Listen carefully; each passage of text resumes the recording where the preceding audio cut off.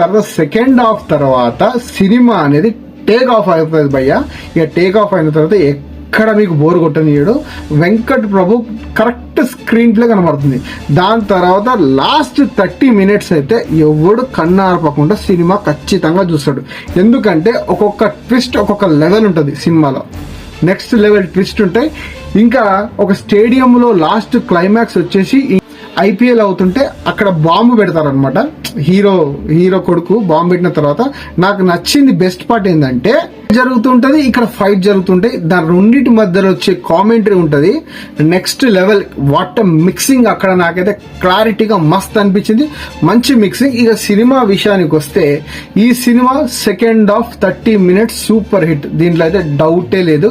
మరి first half ఏంద్రా అంటే ఎవరైనా సరే కళ్యాణ్ రామ్ గారి సినిమా మీరు ఓం సినిమా చూస్తుంటే ఇదే ఉంటది. దాంట్లో కూడా సేమ్